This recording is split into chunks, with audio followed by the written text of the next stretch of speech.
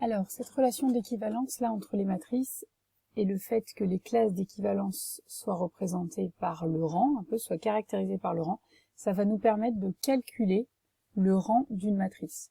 Donc là, cette partie a pas vraiment à voir avec les applications linéaires, mais on ne pouvait pas faire les démonstrations tant qu'on n'avait pas parlé de matrices équivalentes. Donc dans le théorème 20, on va démontrer que pour une matrice appartenant à MNP de K, le rang de A, c'est le même que le rang de sa transposée.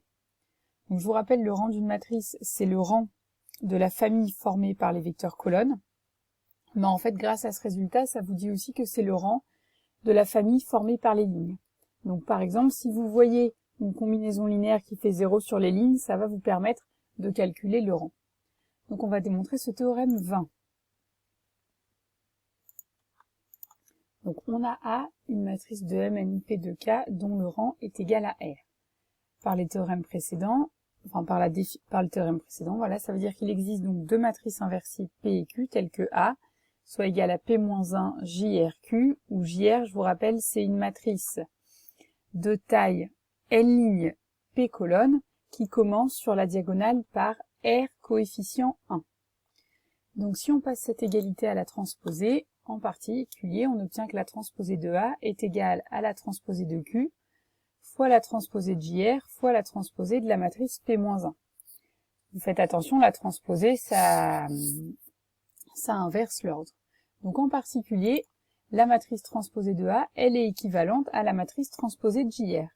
Donc elle a le même rang que transposée de JR. Sauf que la matrice transposée de JR, c'est une matrice de taille P' et N colonnes, qui contient au début de la diagonale toujours que R1. Donc son rang, c'est-à-dire les R vecteurs colonnes qui la forment, qui sont indépendants, et bien c'est les R premiers vecteurs, donc c'est toujours une matrice de rang R. Donc le rang de la transposée de A est également égal à R.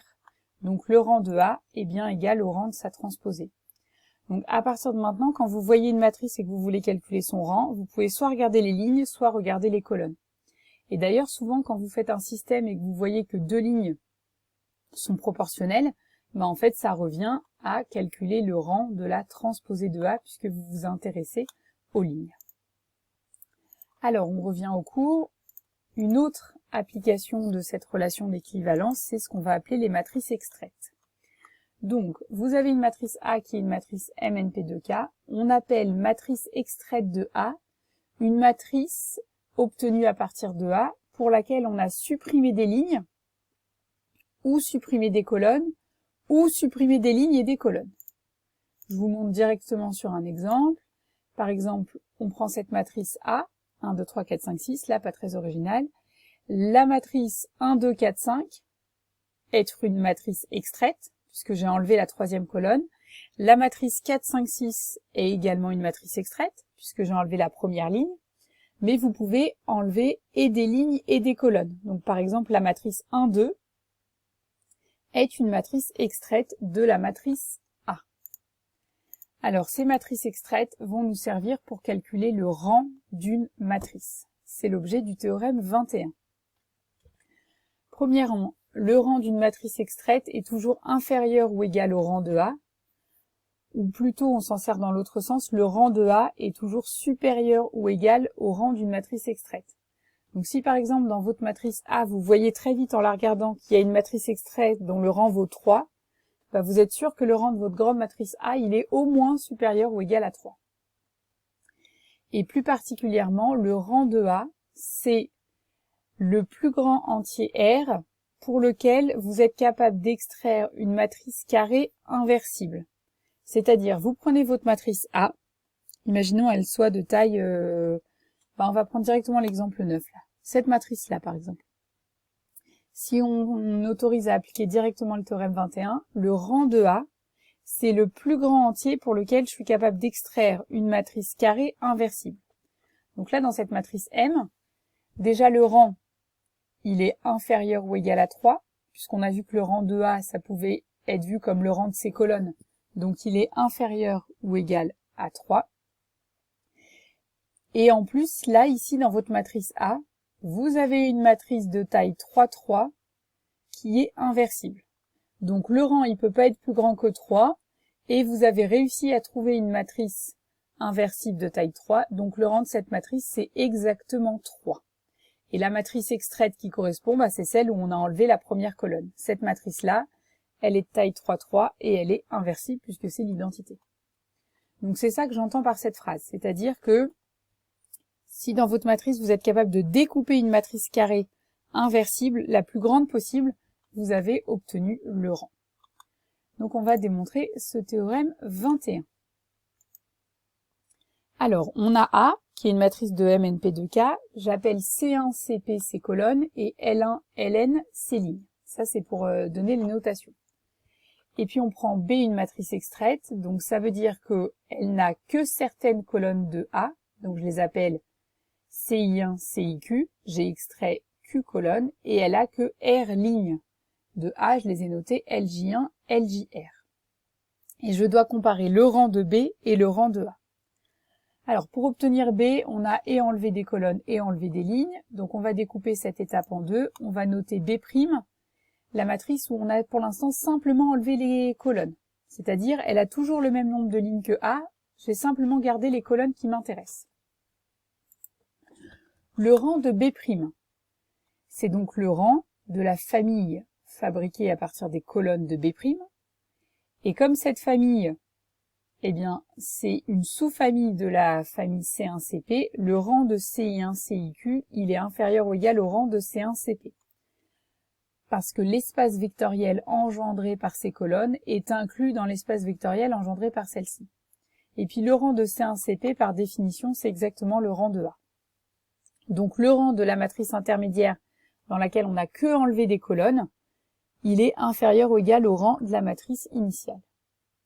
Et puis ensuite, la matrice B, cette fois, son rang, c'est égal au rang de sa transposée. Donc, je peux m'intéresser aux lignes LJ1, LJR. Pareil, le rang de la famille LJ1, LJR, il est inférieur ou égal au rang de la famille L1, Ln. Parce que, de nouveau, l'espace vectoriel engendré par ces lignes est inclus dans l'espace vectoriel engendré par toutes ces lignes. Et le rang de L1, Ln, eh bien, c'est le rang de la matrice B'. Donc finalement, le rang de B est inférieur ou égal au rang de B', qui est lui-même inférieur ou égal au rang de A. Donc, vous avez bien que le rang d'une matrice extraite est inférieur ou égal au rang de A.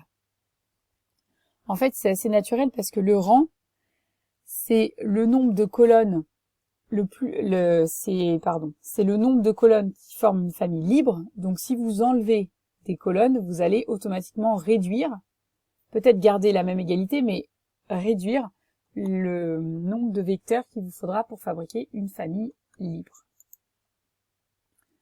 Deuxième résultat, c'est celui qui lie le rang et une matrice carrée inversible. Donc, si vous avez une matrice A dont le rang est égal à R, ça veut dire que ces colonnes, C1, CP, je peux en extraire une famille libre de taille R. Autrement dit, il existe des indices R indice I1, IR, tels que, en fait, l'espace vectoriel engendré par toutes les colonnes soit simplement l'espace vectoriel engendré par celle-ci. On fait pareil pour les lignes. À partir des n lignes, je sais que je peux en extraire R, tel que l'espace vectoriel engendré par ces n lignes soit égal à l'espace vectoriel engendré par ces R lignes-là. C'est la définition du rang. Bon, si vous gardez la matrice qui ne contient que les colonnes CI1, CIR et que les lignes LJ1, LJR, vous avez bien obtenu une matrice qui était inversible. Parce que déjà, c'est une matrice carrée, elle a R lignes, R colonnes, et en plus, ces colonnes forment une famille libre, donc elle est bien de rang R. Donc si le rang vaut R, vous êtes capable d'extraire une matrice inversible de taille R. Maintenant, à l'inverse, si vous êtes capable d'extraire une matrice de taille R, cette matrice B inversible, puisque justement elle est inversible, son rang est égal à R, et comme le rang d'une matrice extraite est plus petit que le rang de la matrice A, si vous êtes capable d'extraire une matrice inversible de taille R, alors le rang, il est supérieur ou égal à R.